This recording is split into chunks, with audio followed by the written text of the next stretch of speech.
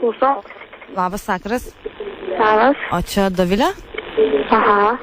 Dovilė, tau čia skambina tokia panelė. Vienu žodžiu, norėčiau pasakyti, kad nelabai tu ten prasidėtum su mano draugu.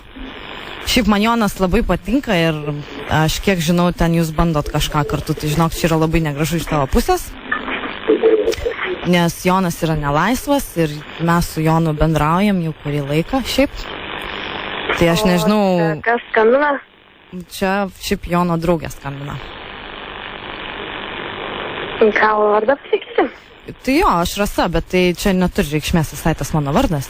Dėl to, kad aš iš tikrųjų tau skambinu tik pasakyti, kad tu tipo neliesk mano vyro, žinai.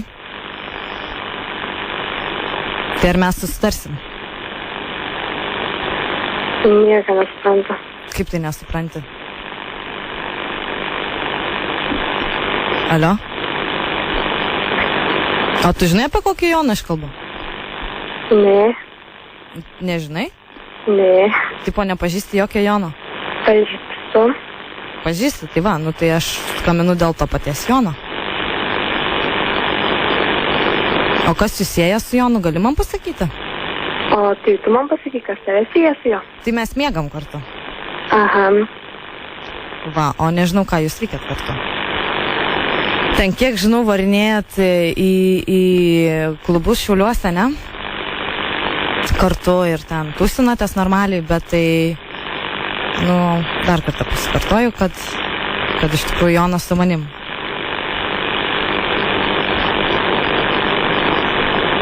Tu man savo vardą pasakyk.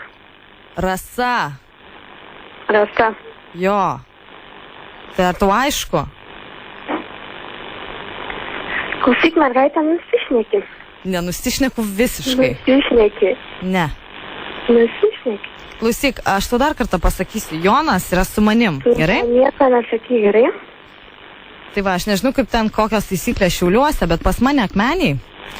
Šiaip, jeigu vyras yra moters, tai vadinasi jie kartu ir viskas. O tu čia mergaitė iš Šiaulių, ten Didždvario gimnazijos galėtum ir ramiau šiek tiek, gerai?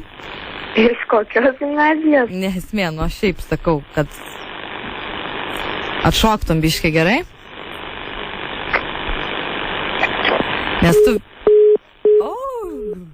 Išsigand dabar tam Jonukui. Ilgai aiškintis, man atrodo.